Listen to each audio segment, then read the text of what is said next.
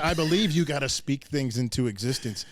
What comes out of your mouth is the power of life or death. Like, you could speak death over yourself, which is negativity, and it'll come true. You see people speak it. Like, Flex Lewis, you're straight out the lair.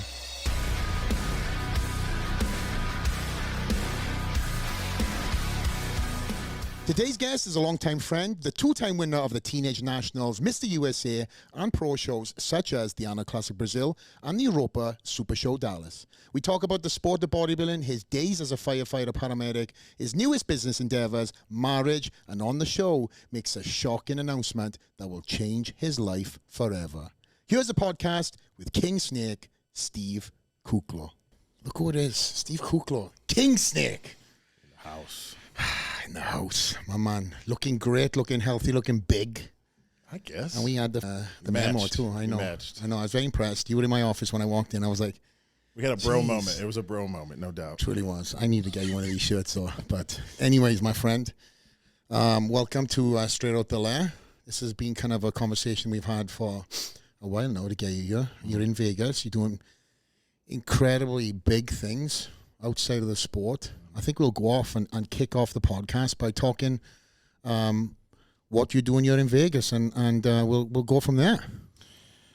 Wow. Well, like you said, man, it's to be on Flex Lewis's podcast. This is awesome. No, Flex and I we were just talking to your producer before the show started and saying, you know, I've known you. We've come up in the sport together the last 20 years. You know, you're only pretty much a year older than I am. Yeah. And we've, went through, I remember seeing you in the magazines and the Flex magazines and seeing, like, who's this young star coming out of, the other side of the ocean. The continent. Who's this sexy fucker? Yeah, man. So it's awesome to kind of see, 20 years down the road where we are still, running parallel together and supporting one another. And it's there's not a competition side. It's like, you know what, you text me 3 times today, man, I'm so proud of you. I'm so proud of you. I'm like, I love it. I mean, I know that's from the heart, and man, it's an honor. It's an honor to be here. Thank you, Matt. I know, again, we've kind of touched on a lot of different subjects in the last number of months. Trying to get you here, the podcast, of course, everything happens as it should do, and we've finally got you here in Las Vegas. I know you've got a lot of things to talk about here on the podcast, which obviously I'm excited to talk about, which will come out organically throughout this podcast. But touching on something you said, and then we'll talk about why you're in Vegas. You mentioned, us coming up on 2 sides of the continent. It's truly is true, because for me, picking up, the Flex magazines and looking at the NPC magazines that we used to get overseas as well. Mm-hmm. Along with, the internet being relatively new. I remember this young, good-looking fucker who was my age, training like an absolute maniac with Justin, right? Yeah, Justin Harris. And doing Dante's style training, DC training. Mm-hmm. Nobody was doing that back then. Not at the age that you were at. Throwing around ungodly amount of weight. 180s, 200 pounds, and I didn't think you were 20. No, I wasn't, and I didn't know better. Justin was doing it. Justin was his mid-20s and training with somebody stronger. I mean, this isn't PC, but he always said, he's like, man, you got retard strength. That's what he used to say. Even worse, bro.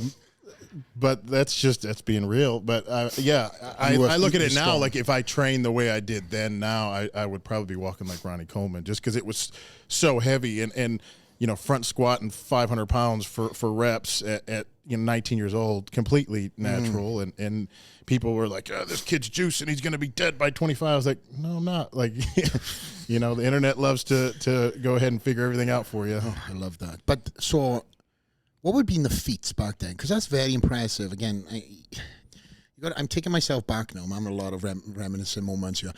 I'm looking at this, and I was very, envious of your strength. I was never a strong bodybuilder at a young age. Legs, yes. Mm-hmm. But later on, you were strong kind of in every body part. I remember seeing you doing shoulders with DC training, and you were throwing around some ungodly amount of weight pressing. And your pressings were strong as hell. What were you doing? It was shoulders. My shoulders were so strong, and this was pre-internet, pre-social media. Yeah. I mean, internet was around, but it's pre-social media, not Instagram. I seen it. So I mean, it was on the bodybuilding channels. The muscular developments were posting it, and then you were able to kind of put it on the forum. Bodybuilding.com and stuff. Yeah, the forums. All the forums were the big thing then. Yeah. But yeah, you're seeing guys. So many people got accused of fake weight. There was no fake weight back then, and you know I was doing 315, 405 on military press in my early 20s. I remember because the DC thing was 405 for 20 at the end of doing like a heavy squat, sets, and that was kind of the benchmark to hit. And then I remember Justin looking at me one day. He's like, "We're going to go for 500 for 20." And I was like, "That's a 100-pound jump. We're going, well, couldn't we maybe do 410 for 20?" No, it was like we're shooting for 500. So it was always a really good drive and push, but it drove me to be stronger. And I was athletic going into this, and I knew I enjoyed the training aspect, but I was just strong. It just came to me. Like, there are certain body types that do have advantages for strength and lifts. Mm-hmm. Somebody with long arms, short torso, they could deadlift a ton of weight, or their squat bodies, etc. I just moved the weight. I didn't think about it, and I just said, "Let's go." You done your first show at 18, right? Yeah. And you won the teen and you won the open. Won the teen and placed third in the open, and then did that 2 times in a row. Then went to teen nationals, and then won the teen nationals. Won twice. Yeah, just won the heavyweights twice. Incredible. Who were you standing against back then? Anybody that was? Yeah. Jason Huh was 1 year. Oh wow, he's a stud. Yeah, he went on to do great things. Trey Brewer was one. Really? He was a super that I beat 1 year. Yeah. Most of the other guys, didn't really. They kind of fizzled out, and most of the teen guys do because they go so hard, so fast, so young that. They don't pace themselves. I always say bodybuilding is a marathon, not a sprint. So, I mean, you're a testimony to that. Yeah, we kind of preach to the choir these days, unfortunately. But what would be the advice, being on the shoes you're in right now, for somebody who wants to get into competing, and what would be the long game you would say to somebody that is just getting into the sport? One, educate yourself. Find some people that are truly knowledgeable, that get information out there, or find a very knowledgeable, reputable coach. Mm-hmm. Somebody doesn't have a track record of hurting people. Somebody doesn't, that's known to. It's not a drug game, and everybody thinks it's a drug game. Preach. It's not a, hey, you do a gram of test, we do 2 grams. It's not that. That's not it. And you'd be surprised. Like, I tell people what I was taking toward the last few years, and they're like, "You're full of shit." And I'm like, no, you don't need what you think these people are doing, and you only have to go up from there usually. So it's be smart with what you do. Find a good coach, find a good mentor that you could train with. Set yourself up. Everybody's like, I hear a lot of these young guys coming out of high school or just getting into college, and that's kind of when I started in my career. They were very much, I'm going to quit everything I'm doing. I'm going all in on bodybuilding, and I'm going to. They think there's a 7-figure contract waiting for them. If you turn an IFBB pro, and that's not the case. It isn't? It's not. It sucks. I'm still waiting for that contract right now. But be smart. Get educated. If you like, for me, I pursued being a firefighter, paramedic for 10 years. Like, that's what I used to leverage my bodybuilding, to support my bodybuilding. Mm-hmm. It wasn't, quitting everything and I'm just going to live in my mom's basement and kind of be a hermit, and kind of like the old animal ads. Like, I always joke, like saying, my wife's giving birth, but I got to go get my arm workout in real quick. That's the old animal. There's people like that too. I know. So, set yourself up right. Like, be smart with it. Set a plan up. Like, too many people kind of go into things blindly. Yeah. And you hear a lot of people talk about different things, of different ways to set up plans. It's not about setting a 10-year plan up, but if you have a goal, say it's to become an IFBB pro, kind of, back into that. What does it take? Set that parameter up. Say, from where I'm at right now, where I want to be, and then start reverse engineering it and taking little bites each day, getting to that goal. And bodybuilding is just so much. What bodybuilding teaches is all about that consistency that everybody talks about. It's the discipline of the daily discipline. You become the master of the mundane. It's doing the same shit over and over and over and over. In other sports, you have seasons where it's 3 months, 6 months, and then they got 6 months off. In bodybuilding, it's 12 months a year of being on. Okay. You're eat, sleep, and breathing this sport, and it teaches you a lot about yourself. there's a lot of dark times. There's a lot of I hate life, and there's a lot of there's a lot of high times too. Like you look on your wall and you see these the Sandows and the Olympia titles. You've reached the pinnacle, and you're one in what 8.5 billion people in the world that could possibly say that. There's a handful of guys, obviously, but you're one of very few people that could say I won a Sandow, and that's when you think about it that way. That's a huge accomplishment. But okay, what do you do with that now? It's like, okay, you turn pro, you did everything, you did the right things to turn pro, and then you just continue resetting that goal every time. Yeah, and for you, when you turned pro, were a goal of yours to be the top of the tree, or was there other goals that you were working on the same time? Because you mentioned two things back then, and I just kind of going back on what you said. You were a firefighter paramedic. That was something that you started whilst you were bodybuilding. That was a career choice that was very hard for you to forego. That was something I know when you and I spoke over the years many times. You loved that. Yeah. You loved the camaraderie. You loved what you've done. You had the adrenaline from it. And this is words you've told me. How hard was it? Two-part question. How hard was it for you to leave that lifestyle that you always wanted to transition into, and also then how did it benefit your bodybuilding career when you left the Fire Force? Yep. It was not an easy decision, and I hated doing it, but my career was at a point where I was at the crossroad of if I go all in on bodybuilding, is that going to be more fruitful if I do that than try to manage both? And my sleep is suffering, my recovery is suffering, my training suffering, my eating suffering, all those things, they start hindering in the long run. Right. There may be a little, a day I missed this or that, but they start adding up over time. And I was at the point, I had already turned pro. I was competing for several years and as a pro and doing well, won some shows. But it came to a point where I was becoming more stressed trying to manage both ends of the stick here. I'm like fireside. I got a commitment there. If I commit to something, I'm all in. Yeah. And then I have the bodybuilding side, which is really growing, and I got some great sponsorships. You start making some good money. I'm not gonna say it's great money, but it's good money where I'm like, you know what, I made an educated decision that I was in a good enough position to say, I can let the fireside go, cut that salary out, and I can live off this and be all in on this, and let's see what we can do with this. And looking back at it, it is the right decision, 100%. I don't regret anything. But you lose, I still stay in touch with the guys. There's still that brotherhood there. And you miss that adrenaline and the excitement with it, but it was the right choice. How many years were you a firefighter? 10 years. 10 years. Yeah. Working some of the busiest, roughest areas of the city. Dallas. And it teaches that teaches you a lot too. Like that taught me a lot on patience and sacrifice and being selfless. I mean, how many times did I sit down at the table ready? As a bodybuilder, the importance of eating, and especially when I was in my early 20s, mid 20s, man, I could eat so much food. I could eat the food that would fill that table, and I had a huge appetite. And so here you are, running and gunning all day, and you're like, all right, I get to sit down and eat a meal, and you warm it up, and after it's been cold, and literally put the fork in your hand, look at the food, and the freaking call goes off, and you're just like, oh, I hate life right now. And then you start, cussing at the people you're trying to go help, and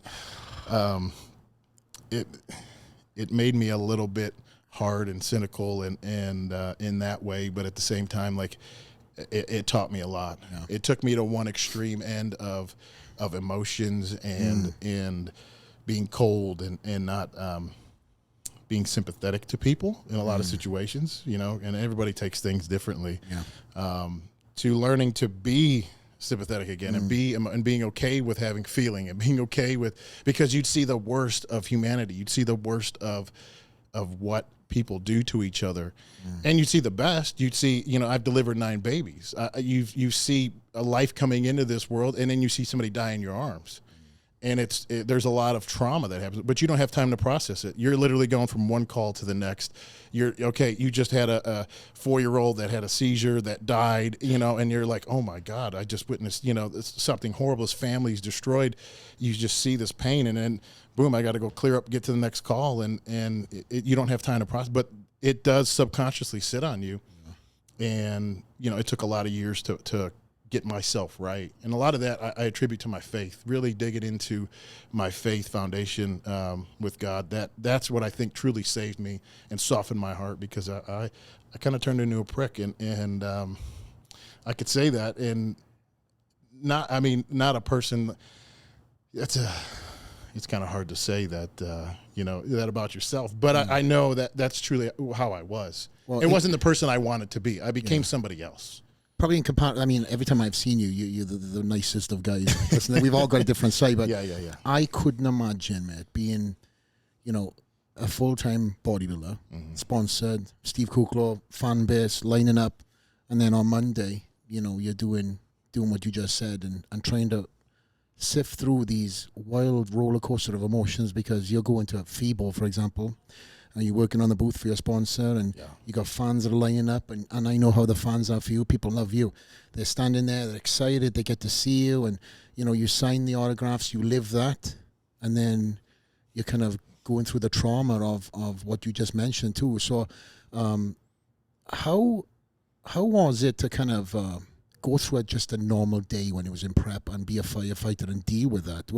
Did you take that home, or did you just, as you said, did you say you shut down and didn't let emotions fly, or was it, how did you handle it? I'd like to know, Steve. Looking back at it, I wish I had opened up more and discussed and talked about it more. It very much internalized. I think as men, you think, oh, I got to hold all this in, and I got to be a man, and I can't be a pussy and be emotional with things. But looking back at it, that would have helped me tremendously through the tough times, through the times, where you see the worst, and you can kind of get it off your chest. And then, you just, and there's times, and they've become more aware of this at the station life now. Now they're doing that.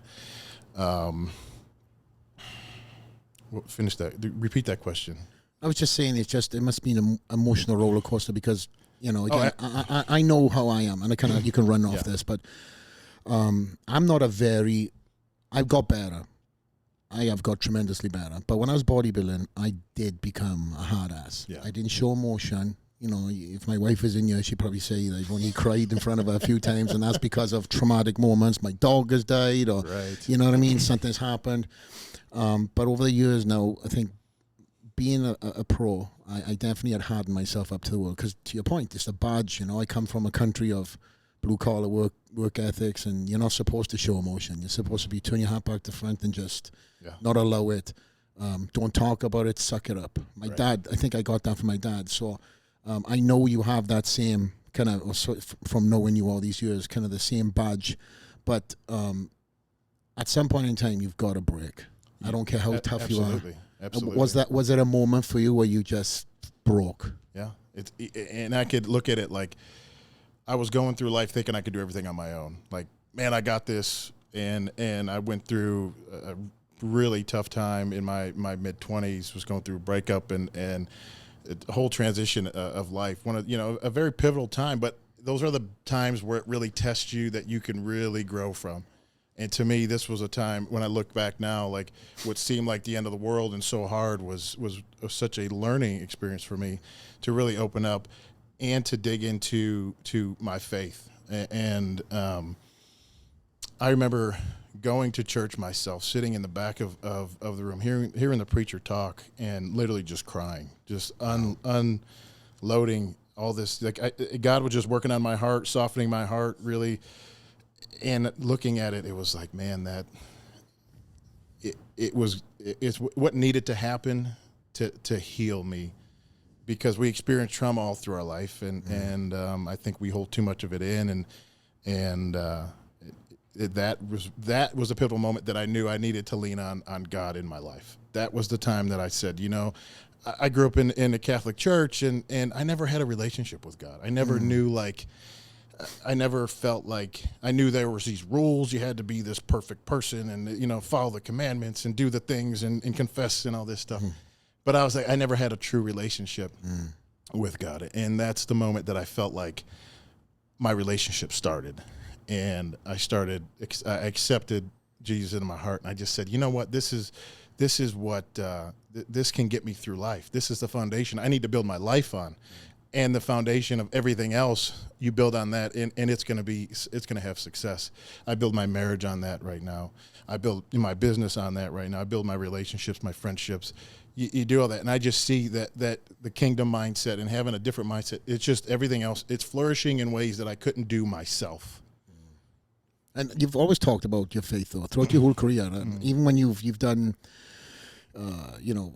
contests, you've talked in articles, you've always referenced, your faith and how deep your faith is, and you've leaned into that. You're probably one of the guys that there's probably about 5 guys that I think of that, without an article or a time of mics in your hand, you've always given, your faith as one of the things that has taken you through a moment or got you to a moment, right? Mm-hmm. Fill in the gaps. Yeah.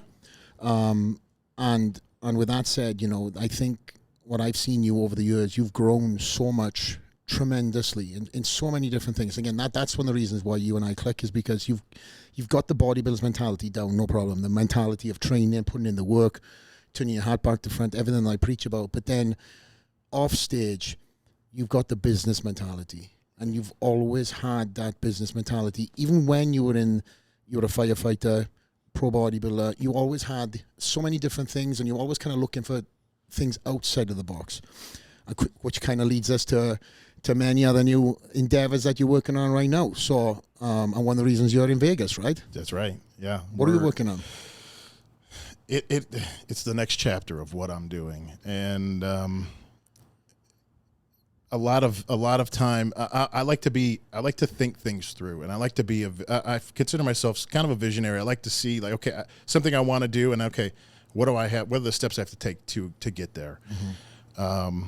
The last couple years of my life, I could say the last 2 to 3 years of my life, some of the hardest times. And, a lot of people may know, I went through divorce, and it was rough. It really was. There's a lot of trauma that comes with it on both sides, and I got nothing bad to say about anybody involved in it. And I wish everybody, the best. I've forgiven myself, I've forgiven the other person, and you move on. You learn from things like that. So out of what seemed like the worst time in my life was truly the best time in my life, because, I met my wife, Michelle. So many amazing things we're working on, and she's inspired me and supported me to take this next step. And that is using everything that I've learned in bodybuilding, in life, in the experiences, the struggles, the times of wanting to achieve something and failing. You don't win every time, and those failures are what teaches you to get to that next level. And to me, I've had this vision. I'm very much a relationship person. I love connecting people. I feel like that's one of the talents or gifts God's given me. Mm-hmm. Like, a friend calls me up, hey, I need a connect for, get my car fixed, or I need somebody to paint my house, or I need somebody to sell my house. Man, I got you. And I'm not looking anything out of it. I'm not a person like, hey, well, I expect you to throw me some money. Like, it's not like that. There are people like that. There are people like that. Like, for me, I love being gracious with my gifts. So that led me into thinking of all the alignments I've developed over the years, and truly, your alignments will lead you to your next assignments, because I've done the spin in my wheel of what am I going to do next? How am I going to do this? But then I come into alignment with somebody. I meet somebody, or a friend of mine. We have a conversation, and he's like, man, I got this idea. And boom, things start clicking, and then we just start rolling with things. So, I got very involved in the business world, into the masterminds, in the coaching. I've never really been in the fitness, health, bodybuilding coach. Like, taking care of myself was enough, and I don't want to hear anybody else bitch about how hard it is, because I know how hard it is, and you're not going to get any sympathy from me. Oh my God, cheat meals! Oh my God, right? Can I get a cheat? No. So that's truly led me into where I'm at now. Like, I really spent some time last year. Last year was a rough year for me financially, because it's like, I competed, did decent. I got third at the Arnold. It's a nice payday. I have a bar set for me that I know I want to hit every year, and then, if I don't hit that, it's like, there's a big transition in the industry. Like, companies aren't handing out big contracts like they used to, and it's a shame. A lot of great bodybuilders, a lot of great guys that just don't get the recognition out there because of, the social media heroes, not the guys doing the actual work. But anyways, polite way of putting it. Yeah, we can get on that later. So that led me into what's next for me, and I want to use. I'm truly all in on dedicating my time, talent, and treasure into developing this mastermind of helping people upgrade their life, and it's called Upgraded Human Mastermind. And what that is it's built on the 4 pillars: faith, family, fitness, finance. Oh, wow.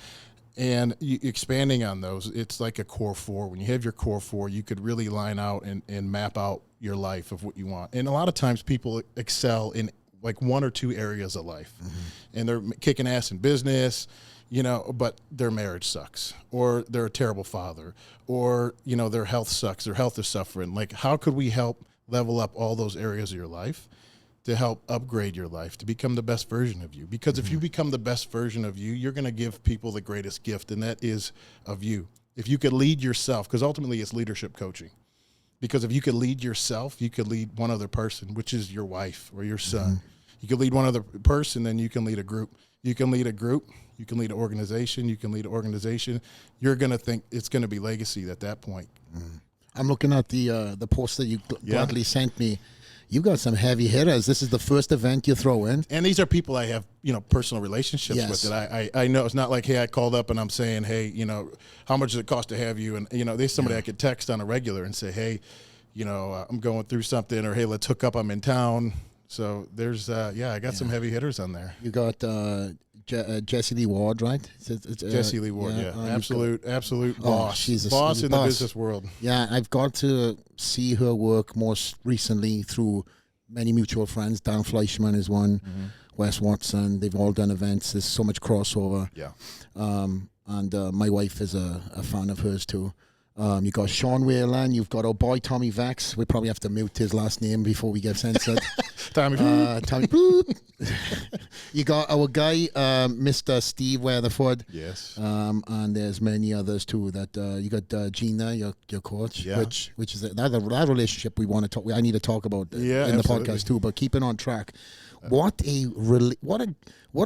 about a boom from the blocks, my friend. But again, I don't expect anything less from you, mate. This is why, again, you and I click, because there's no half measures. There's all in or nothing, and this is something that is going to be not only a credit to the world that is really needing it, but for people who at that point in their life where they're lacking direction, they're lacking that mentorship, and this is a great opportunity. So May 26th, and where is this going to be, Steve? It's going to be in Plano, Texas. I'm hosting it the day before I hold my bodybuilding show, the Kuclo Classic, so kind of holding them in conjunction with each other, but they're 2 separate events ultimately. Okay. The personal development side is the new thing I'm launching, and then going into the bodybuilding that's been going, and that's kind of a well-oiled machine that kind of runs itself. But now it's like, okay, all my time and talent has been putting into promoting this, getting this organized. I mean, it's me and my wife doing this all, and I'm very much I could handle a lot. I like managing. I like working under stress. I like working under when people are like, you can't do that, or you doubt me. Shit, I'm gonna prove you wrong. Tell me I can't. Tell me I can't. Please. So. Putting a lot of time and using my alignments in my life to make this happen. Everybody that has sponsored it, has stepped up to support me, are people that I consider friends, people I do life with, people I support. And they're, you see a lot of people in life that are very jealous. People are very jealous of success, and I love to celebrate success. I see your gym flourishing. I hear, I see the post. You got these celebrities. Everybody's coming into your gym like, thank you. Freaking Flex is the man. I love this, so I couldn't wait to come here. But I have friends that I've told about this, and all of a sudden I see a ticket sale come in, and it's one of my friends. They're buying a VIP ticket, and they're not out there expecting a free ticket. That's great. I mean, I would give them a free ticket, but they're supporting me in what I'm doing, and true friends will support you in what you're doing. You need to surround yourself with people that truly support what you're doing. And you know, you mentioned the Steve Kuclo Classic, which has been running for how many years now? 8 years. It's incredible, Steve. Yeah. Isn't Do you it still have your show? Yeah. Okay. We haven't put it on because since COVID. Okay. But it's been a tough rebuild since COVID. It has. The industry took a little hit, and I think this year we hope to kind of be back to our peak number where we were right before COVID. So what was that? 460 was my peak. That's for the viewers who are listening and watching. As a promoter of the show, to have in this day and age 200 bodies on stage is a successful show. It really is. To have the numbers you just mentioned is a freaking phenomenal show. Texas, man, that Texas is a monster. MPC Texas is a monster, and 8 years in, you've been able to see athletes that have done their first show, done their last show before turning pro, gone on to do wonderful things. I'm sure that story hits, and seeing that transition into them having their own legs and going on to be IFBB pros. For me personally, I've got so many success stories that I love to talk about. It's one of the reasons why I went into promoting, because I love to give back. As an athlete, you know what is required, you know what's expected, you know what the athlete wants. And your show is one of the pinnacle shows in the States. I know people who have competed in your show as a novice because they go in to get that experience. Right. And 8 years in, that show has just continued to grow and grow. And I'm excited, mate. So that's going to be May 25th. May 27th. 27th. The day after, yep. Yeah. Excuse me, producer. Stop coughing. I heard we that. Are having it distracted me. So disrespectful. He's saying there's no camera on him, but it soon will be when we get the new studio, so there's no excuses. Right? We can cut to him. Yeah. So May 27th, the day after your Mastermind. Upgraded Human Mastermind, yeah. So I'm hoping for all the athletes that are watching this, that they use their carb up to be sitting in the audience listening how they can mentally carb up their brain cells for life. I believe there'll be a little crossover between the two events, but I know it's open to everybody. My mastermind, the Upgraded Human, and it's truly to help people in all these areas of life. Like one analogy I was told actually by Steve Weatherford. Steve Weatherford and I, every Saturday morning at 7 a.m. we have a men's group that meets at our church called Mighty Stud. I love Steve. He's an incredible Shout out to human Steve. being. Yes, that's right. One of the most amazing humans I know, and we go to this Mighty Men group every Saturday morning, and I told him about my idea, I told him about my vision, and he's like, I see it. There's a fire inside of you, and he goes, I know this could be successful, and I believe Steve doing this too. I believe in you, Steve. Yeah, I believe you got to speak things into existence. What comes out of your mouth is the power of the tongue, which is the power of life or death. Like you could speak death over yourself, which is negativity, which is, you could speak this shit and it'll come true. You see people speak it like, man, I'm never going to get that job. And they don't get the job. But somebody that believes it, that speaks, I'm going to get that job, and boom, they get that job. I believe speaking success into your life. I tell my wife this all the time, that I'm all about, I will never speak negativity in our house. I will only speak life and love in our house. And I speak that over her all the time, and she feels it. Little nugget. Yeah, no, I like that. And this is what this show is all about, to be honest. All the little tidbits and nuggets is going to be ripped and posted on shorts around the world, man. So keep on giving me these nuggets. I love them. So is that something, with Michelle, your wife now, that household and that mentality, there's been a massive shift over the years in how now you walk, talk, and act. You've gone on to do now bigger things. You're embodying a lot more nuances, new kind of opportunities, new directions. Is there been a mental shift at one part in time where, when bodybuilding was that focus, now moving on to other endeavors? Was it like a switch and now you're kind of... Do you understand what I mean? Yeah, absolutely. The switch is happening right now, and it's hard because the transition. Yeah. From giving up something that you've poured your life into, have sacrificed holidays, have sacrificed sleep, have sacrificed, feeling XYZ. good. I mean, you name it. you name it, you could write a list out, and people are like, man, I couldn't do the first 3 you said there, and you got a list of 100 things. But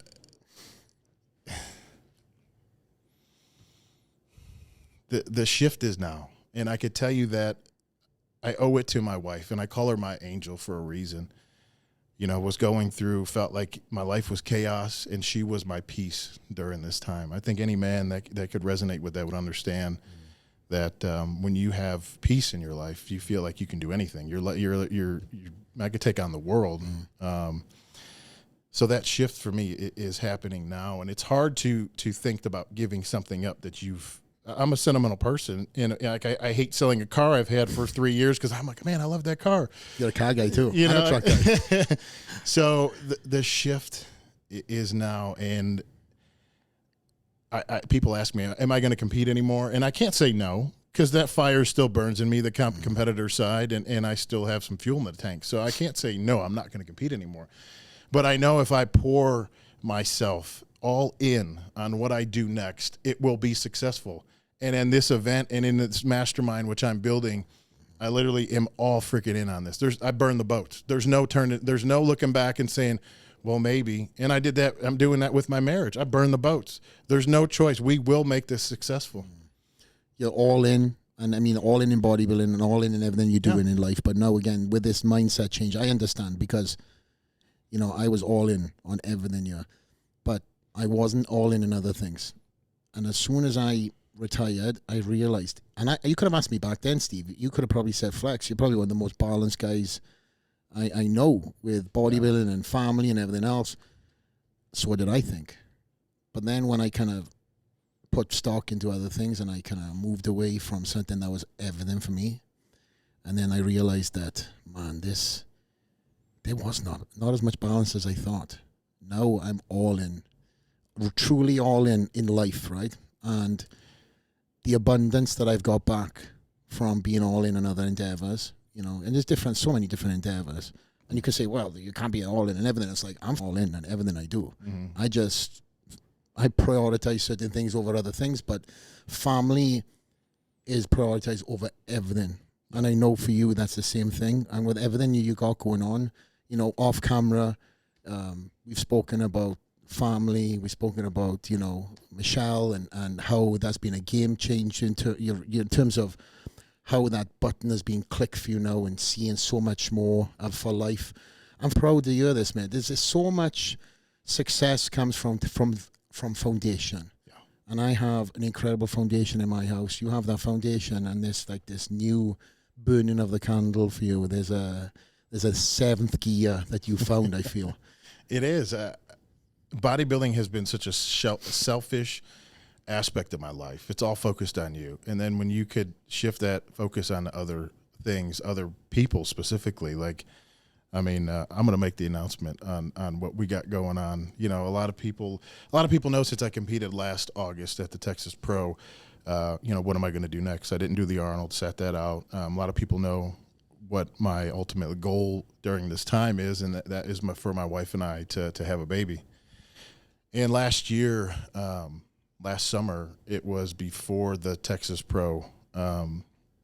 We found out my wife was pregnant about halfway through prep, which was a miracle in itself. And then a few weeks later, she miscarried, which was probably one of the most difficult things I ever went through. And literally, it was the week of the show we find this out, and I see my wife just destroyed, and it was the hardest thing to see her. And there's nothing you can do but comfort her and be there for her. I saw her go in the baby's room and just sit and just cry, and that just freaking crushed me. I mean, 3 days out of a show when you're supposed to be focused on the show, you know, my mind's over here thinking about her. But I dedicated, you know, that prep, that show to that, and I'm not even going to call it a miscarriage. I heard this recently, and to put a light on it, it's called we call it a heaven carriage, because that baby has lived a pure, innocent life. You know, it's waiting for us up there. So we believe that we got a little Spartacus, that we call them. We got a little Spartacus up there waiting for us. Spartacus. But yeah, so from that moment after I was competing, I said, you know what, we're shutting everything down. I got to get my body right. And if you know what that means coming off completely everything, hormonally, get my body as fertile as possible. and spent the last 8 months working on trying to have a baby. And we just found out 2 weeks ago that Michelle is pregnant. So we had a beautiful ultrasound 2 days ago. I sent you the picture. Baby is healthy, a little over 9 weeks, coming along great. Michelle is super sick, which is a good sign. Michelle. Yeah, I know. She's like, you did this. No, she's amazing. She's a trooper, an absolute warrior. But yeah, she's going through going through it right now. Yeah. Man, when you sent me the news, I was so happy. I mean, I was smiling, my cheeks were hurting. But I asked you, obviously you don't have to speak about it if you don't want to. And he was like, no, I'm going to break the news, my man. I was like, yes. Anywhere I talk about it, I haven't made a post. I haven't, I've told some obviously friends and family and stuff. But so this is like a really official. If I'm going to do it anywhere, I'm going to do it right here. I'll give you a man hug when I get off the podcast, my friend. Wow. And obviously for you finding out, you're going to be a dad, that I'm sure was incredible motivation. There's a shift. It really, truly happens. It's like a snap. It's like you can't even explain it, but it makes it like, okay, I'm not doing this for myself anymore. What I do in life, you get married. That's another step in maturity as a man. Okay, I got a woman to take care of and provide for. Now it's like, no, we have another mouth to feed. Like, I'm a stepdad to 3 amazing kids, but now to have my own, and that's gonna be, we're gonna be raising it's. There's words that you just can't describe the excitement. To hear my family's excitement, like my mom's been waiting forever for baby Kuclo to be here. So she's like, I don't think I can wait till November. So oh my gosh, I've met your mom. Yeah. She is such a passionate supporter of you. I mean, she's been in so many shows. She's probably one of the load of people like my mum. They're probably in contention who's the loudest shouting for their son. Good thing we weren't competing in the same division. That's true. It would have been ugly. Keep them separated. But then I'm sure when you told her the news, what was her reaction? Obviously I can gather, but what was she was probably beside herself, right? She was. So just to tell the story on it, because she's obviously like one of the first people we called. After the miscarriage initially, we went to the doctor. The doctor said, okay, everything's great. You're healthy. Everything's fine. Everything, went through normal. Try for the next 6 months. And if at that point you guys haven't had success, contact a fertility clinic and maybe start that route. So it was coming up on 6 months, and I was like, babe, let's just not waste any more time. Let's get on it. If whatever we have to do, they have all kinds of different regimens that you can put on, women could take, men can take to help increase your fertility. Or if you go the full IVF route, you can do that too. Yeah. So we set up an appointment. Nowadays, everything is via Zoom. So we had a virtual consult initially. That you tell the doctor what you're looking for, house thing. You do the whole explanation of what we're desiring and then where we're at in our life. And he gives you like the worst news ever. He's like, okay, there's a 3 to 5% chance that you can have a baby. And then if we go IVF route, like maybe 10 to 15, you're like, those are terrible freaking odds. That's the odds they give you? Yeah. Oh Thanks, Doc. Michelle and I, we love to practice. There's a lot of practice involved. It's explain the practice.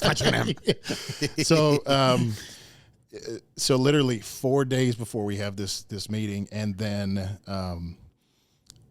the weekend comes, and Michelle's like, I'm a little late on my period, and so we stopped and got a pregnancy test, and I think we're kind of going about our business, and she comes out of the bathroom, and she's like there's just like this her wide eye look, and she's like, I am pregnant. Oh my! Wow. I mean, we were just ecstatic, and then so we called my mom. I mean, she was screaming, and I couldn't imagine. My dad couldn't hear her, and she's like, "Why are you screaming?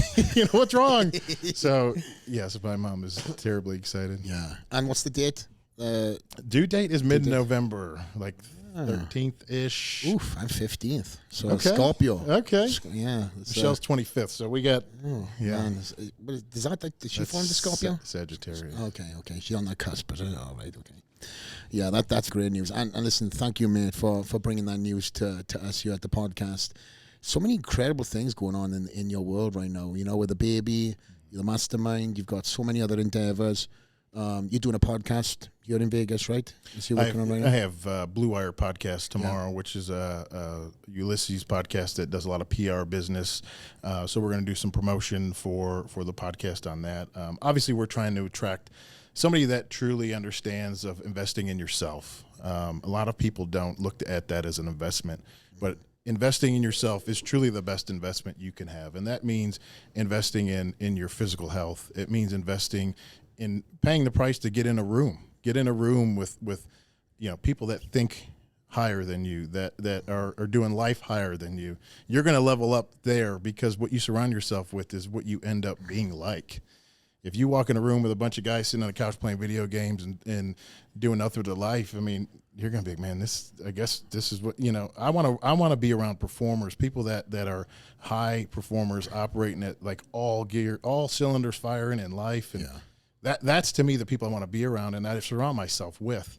And it's truly helped me level up my life. Absolutely. I mean, that's sort of what I've been, putting myself in and around. I see it, yeah. When was the pivotal part for you where you seen first of all, when did you kind of put yourself around these certain people?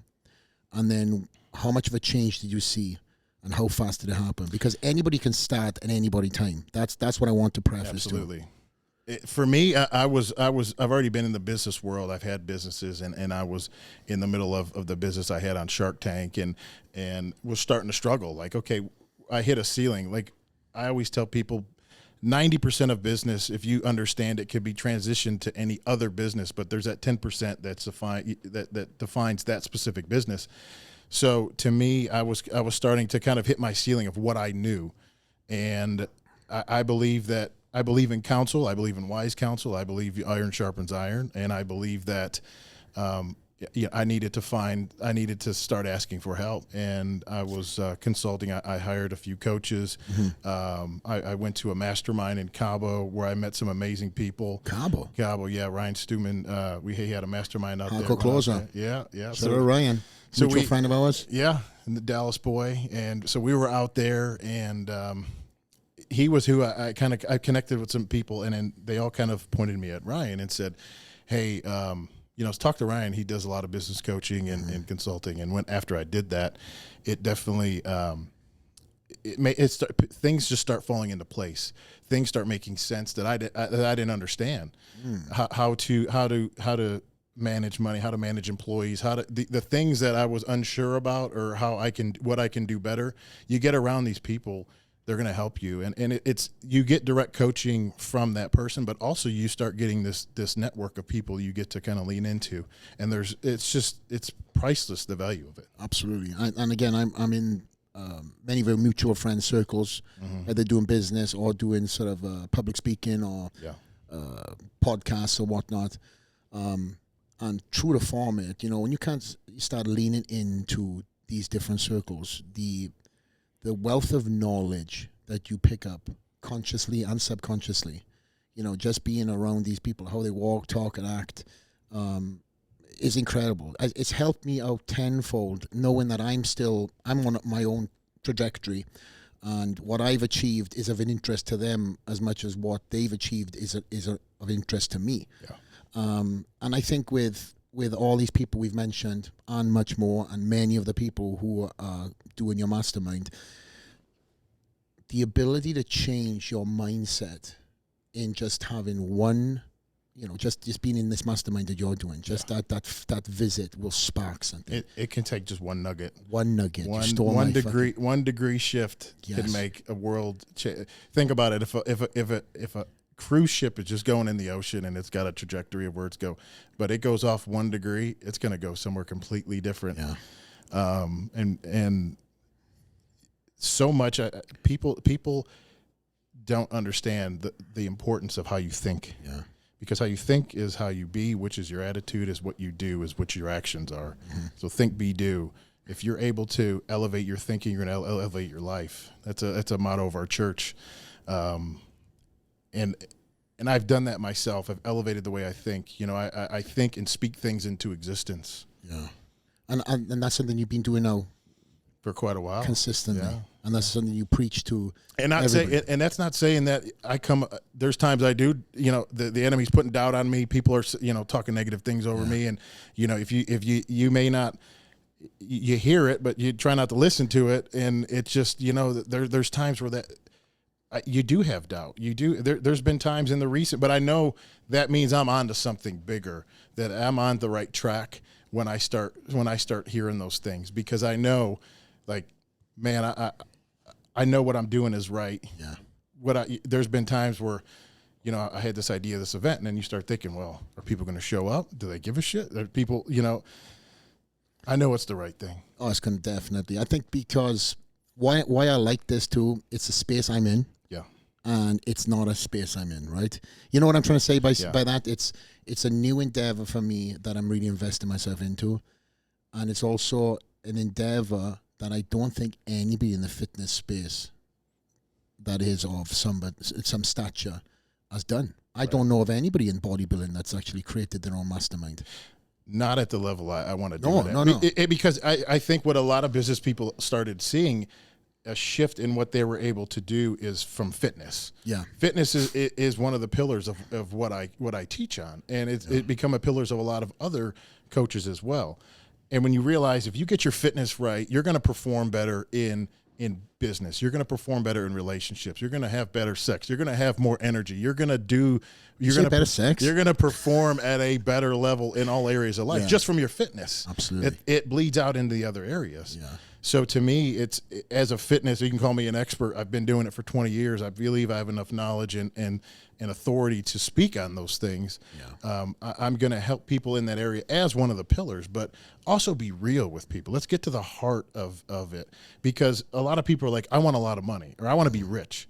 Okay, well, how do you be rich? But when you're rich, like, how are you going to be as a person? It's who you are and who you become during that journey. That's what really matters. Yeah. Okay, you may be a broke asshole, but you're still going to be a rich asshole.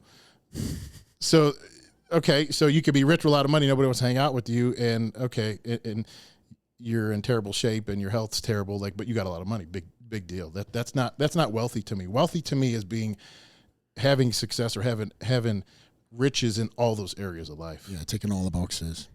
Mm-hmm. And going back, I want to kind of, before you wrap up the podcast, we've talked about,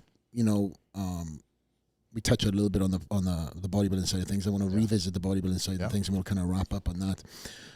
Your career has been, one that has been followed by a lot of athletes over the years. You've been put into your name has been put on the Olympia title so many times. You've been able to win the Arnold Classic in Brazil, right?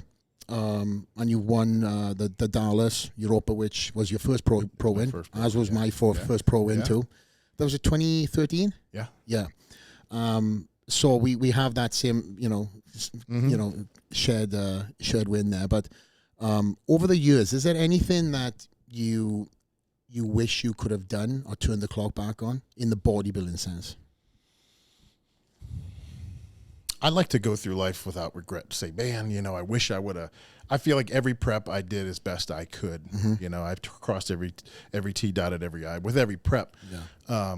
Looking at it, I believe, you see what some of the guys are doing today. They're literally like leaving their family, going to the other side of the world to eat, sleep, train 24 hours a day for 6 months. Like, I couldn't do that. That's just not who I am. Yeah. I couldn't leave my family. I couldn't be with my wife, or I would just be going crazy. But I see the value in that. I see, without having distractions and being all in, that's being all in. All right. But it comes at a sacrifice. Yeah. I can't say that, if I there's people who are like, you should have done more drugs, or you should have trained this way. I mean, there's going to be the Monday morning quarterbacks no matter what you do. Yeah. I could say, I can walk away from my career saying that, I feel like I accomplished everything I've accomplished, and I'm happy with it. I mean, I can't go back and change anything, but I know I've learned from it, and I can take what I've accomplished. Like, I told my wife, if I compete again, it's not about a title anymore. It's a business. It's a freaking business. Yeah. Like, drop the ego at this point. Like, my what I have to do in my life is provide for my family, put a roof over our head, make sure we want to live the life we want to live. That's what's important to me. It's not about a title anymore. Yeah, because that's what I was actually going to segue into. There's still that burning desire potentially to do another. It's the competitor. Yes, it's you see those guys, you're like, fucking beat that. I could beat that guy. Oh, you've beaten them, and they're doing they're doing their own thing. My thing was always like every show I showed up, it'd always be like somebody's best outing, like 2012 New York Pro. It was my first pro show, and it was Cedric's best look ever. And Cedric beat me. I was like, damn. Cedric was 1 out of 10 shows he showed up, and that's the 1 out of 10 shows. So my thing, but in bodybuilding, you can't chase a show saying, well, hey, maybe nobody's going to show up here, because eventually you're going to have to face that person. So it was always just worried about me, bring the best package I could bring, and you know what, just do that. Well, the reason why I'm mentioning competing is because, you're coming of the age of 2 years away from Masters. There's a lot of talk about this Masters Olympia. And I don't know if that's something that's been thrown in your face or it's been asked. Yeah, it's been asked. Yeah. 2 years away from that. It's 40 is the 40. Okay. Yeah. Obviously, my name has been thrown in the mix this year, and I said, let me just dispel this right now. I'm on my own journey. It's definitely back to the stage.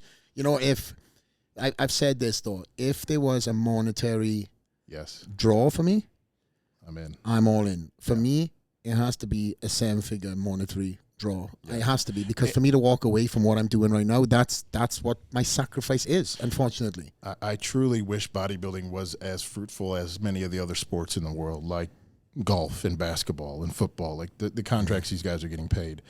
It's insane. Even they're sitting on the bench. Backup quarterback, but backup quarterback. It doesn't matter. It's a shame that the sport never quite got to where it could be. I believe it's had a lot of great. Arnold was truly one of the greatest pioneers in our sport to take it to a more of a public level. When you start looking at him from pumping iron, getting into the movie world, getting into politics, that kind of stuff, he definitely put a spotlight on bodybuilding and fitness, but nobody was ever really able to carry the torch into the realm that it could be, to potentially, be one of the sports that are getting huge contracts or sponsorships and stuff like that, where you're able to, win a show that it's a 7-figure win for a show, or you get, 7-figure sponsorships, that kind of stuff. Because bodybuilding, it's one of the if not is the hardest sport in the world, because it's 365, 24/7. You're always thinking about what you're eating, what you're training. You're sacrificing nonstop in your life. And MMA is hard as hell, and I'm not discounting any other sport. I'm just saying, the amount of dedication and time you have to do in this sport to be successful, there's no other sport like it, and it just doesn't. You don't get the reward for the amount of the juice ain't worth the squeeze. Yeah, the juice worth the squeeze. But to me, I believe you've been an amazing ambassador for the sport, Flex. You have, I think, from all over the world. You've carried the torch that a lot of people couldn't have. You've spoken and just, you think of the amount of people you've truly impacted in this world. You've made appearances all over this world. You've competed all over this world. Your pictures are on gyms all over this world. Like, you have more impact than you think of. You think you're in Vegas and this is where I'm at. No, you're all over the world. You don't even know it. Oh, thank you, man. I always feel weird taking compliments. I'm great at dishing them out to people, but I appreciate it. Trust me, I do. But you still didn't answer my freaking question about Masters Olympia, my friend. I haven't thought about it yet. You know what? When I'm 40, I might think about it. But I hope at the point when I'm at 40, I don't have to think about, well, do I do this show for $100,000? And I'm trying to get some clickbait, you okay, Steve? I'm going to ask you all again. Right, I'm competing at the 2025 Mr. Olympia Masters. There we go. With the creepy voice as well. They're going to overlay this now as an Olympia promo. No, but you have had an incredible career. Truly had an incredible career. You have gone on now to segue into all these different endeavors. Yeah. I'm truly proud of you. I tell you that, on the podcast, off the podcast. You're soon to be a dad in November. Probably your biggest, or I hope I'm saying this, your biggest trophy, your biggest accolade in life. Yeah. And I hold my wife my number one, and then I think that's the way I always view things. Is my wife? She's my number one priority always. You know, a lot of people sometimes get that mixed up where they put their kids before, and then their kids grow up and leave, and then oh shit, you know, your relationship. I can't. I have to retract. Yeah, I have to retract my statement. My wife is it, and then obviously we're bringing in a child together, and it's a beautiful thing. And Incredible. You know that. It's absolutely. And that is going to be, there's talk, but then when the practicality of having this little, you know, ball of life in your hands and you're holding him, her, it's a game changer. You're going to find your motivation is going to be on a level where it's like you're on Adderall or something. You are going to be all over the place and so focused on trying to, you know, create a future for the, you know, the next Kuclo. And all I can say is, from me being a dad of two, mate, it's just embrace all these new changes that are come. Enjoy these new chapters. They're definitely going to be exciting, testing, just all of the above. Every type of emotion you can think of is all going to be wrapped up in the next couple of months. And then when your son, daughter is born, it's going to be, again, all of the new journeys and new chapters that are yet to come, my friend. So I wish you nothing but the best, all the viewers. You know, we wish you nothing but the best. Check out everything that Steve is doing. Where's the website? What's the website for the Mastermind? UpgradedHumanMastermind.live is the link for all the information on the event. And then at the event, I'm launching my program. That's going to be, I'm going to, you know, create my own tribe, do my weekly coaching and then individual coaching, hosting more events. So this is segueing into a much larger thing. It's much bigger than me, and like I told you, that this is what my next chapter is. It's creating this that is going to impact people from all over the world. Like, I just don't want. It's not about a monetary thing, and yes, we all want to make money in what we do, but my thing is to be able to truly help people become the best version of themselves. And that's where they can hire you as a personal mentor, right? Yeah, that's great, my friend. So amazing, man. All these new chapters, all these incredible opportunities, and there's so much more to come. I know that you're working on some other endeavors that we have to keep the lid cap on for now. But one thing is for sure, my friend. Yes. We're building the studio, and I want you back to update me on all of the above we've spoken about and much more that we can't speak about right now on the podcast. Absolutely. We'll be there. My man. Steve Kuclo, Straight Out to the Lair. We are out.